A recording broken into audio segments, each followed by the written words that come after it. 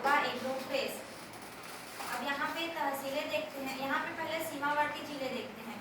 तो सीमावर्ती जिले हैं एमसीबी, सूरजपुर, सरगुजा, रायगढ़, शक्ति, जांजगीर चांपा, बिलासपुर और जीपीएम।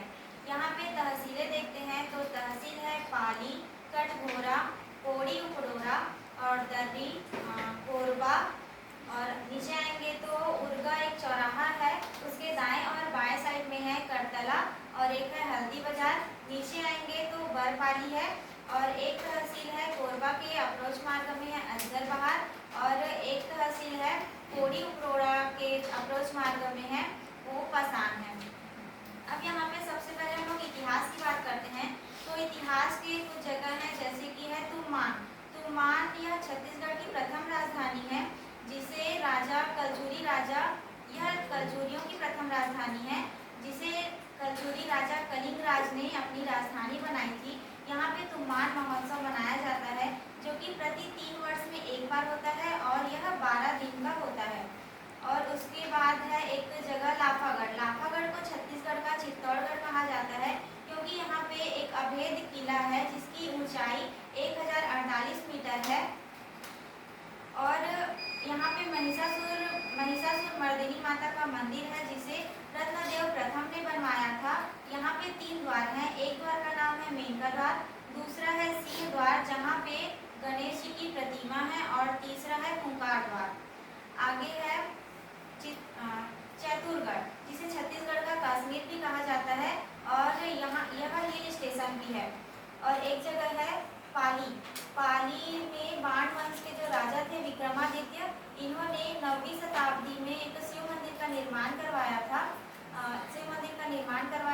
और यहाँ पे पाली महोत्सव भी मनाया जाता है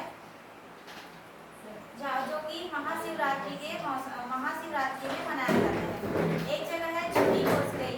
तो छुरी कोसगई जो है छत्तीसगढ़ की या फिर कलचुरियों की तीसरी राजधानी थी जिसे राजा बहारेन्द्र साय ने, जो कि राजा बहारेन्द्र साय की राजधानी है। और यहाँ पे कोसगई माता का मंदिर भी है और विशाल कोषागार है और यहाँ पे कोसा उत्पादन भी होता है। और जो कल्याण साय के 36 गढ़ों में से यह एक गढ़ है छुरी कोसगई। उसके बाद यहाँ पे इंडस्ट्रियल एरिया की बात करते हैं।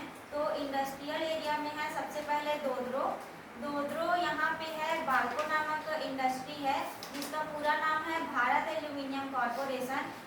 यहाँ पे बॉक्साइट की आपूर्ति अंबिकापुर के मैनपाट से होती है।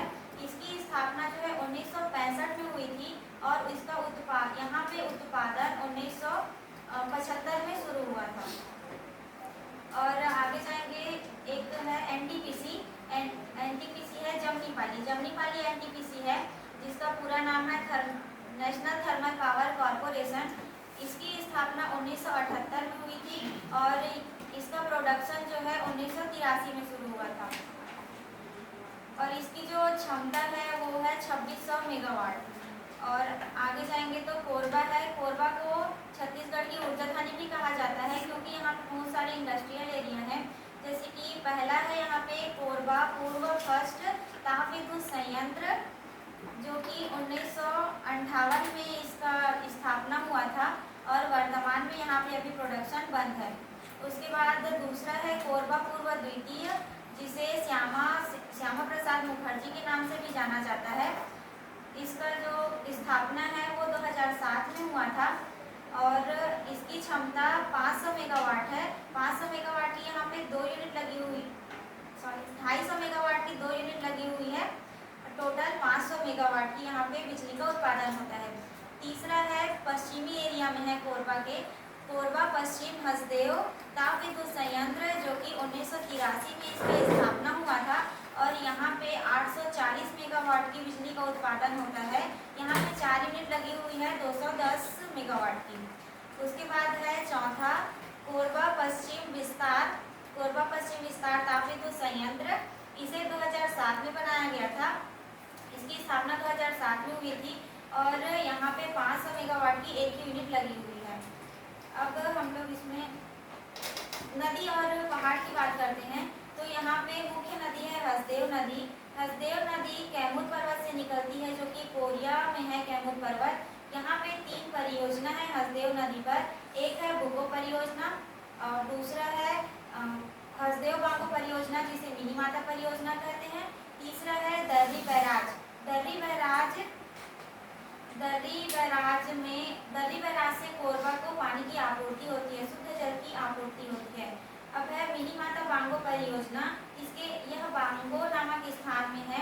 तो इसका पहला छोर बांगो, बीच वाला छोर है सतरेंगा। सतरेंगा के पास ही एक पहाड़ है महादेव पर्वत, जहाँ पे जो एक पर्यटन स्थल है। सतरेंगा में स्पीड बोटिंग होती है। और आगे जाएंगे तो है माचाडोली। माचाडोली में जल विद्युत संयंत्र लगाया हुआ है, जिसकी क्षमता 120 मेगावाट है, जो कि प्रदेश का सर्वाधिक उत्पादन वाला जल विद्युत संयंत्र है। उसके बाद एक है बुको परियोजना, जिसे छत्तीसगढ़ का मॉरिशस भी कहा जाता है। यहाँ पे एक जगह है केंदई। केंदई नामक स्थान में एक पहाड़ है केंदई, जहाँ से नदी निकलती है केंदई नदी। उस पर एक वाटरफॉल है केंदई वाटरफॉल। एक नदी है चोरनई नदी, जो कि कोरबा की पहाड़ी से निकलती है। यहाँ पे एक वाटरफॉल है देवबहरी वाटरफॉल। और एक नदी है गोरई नदी, जो कि कोरबा के पठार से निकलती है। और यह रायगढ़ और कोरबा के सीमा विभाजन का कार्य करती है, और आगे महानदी में जाके मिलती है। हसदेव नदी भी महानदी की सहायक नदी है। एक नदी है खारंग नदी, जो कि खारंग नामक पहाड़ से निकलती है। और बिलासपुर में इस पर एक परियोजना है खूटाघाट परियोजना, जिसे संजय गांधी परियोजना के नाम से भी जाना जाता है। और यह आगे अरपा नदी में जाकर के मिल जाती है। एक नदी है गेवरा की पहाड़ी से निकलती है नीलागर नदी, जो कि आगे शिवनाथ नदी में जाकर मिलती है। यहाँ पे कोल भंडारण क्षेत्र है। कोल भंडारण क्षेत्र है दीपका, गेवरा, कुसमुंडा और कोरबा, रामपुर और माटी, जहाँ पे यह सब कोल भंडारण क्षेत्र है। और कुसमुंडा नामक स्थान है, वहाँ का जो मुकुंद घाट है, वहाँ पे छत्तीसगढ़ का एकमात्र मशीनीकृत खदान है।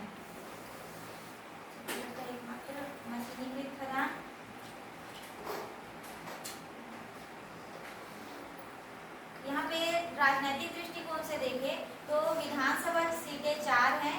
एक है पाली तालाखार, दूसरा है कटघोरा, तीसरा कोरबा और चौथा है रामपुर। और लोकसभा सीट देखें तो लोकसभा सीट है कोरबा, जहाँ के वर्तमान में सांसद अभी ज्योत्सना महंत है, जो कि विपक्षी नेता चरणदास महंत की बनी है।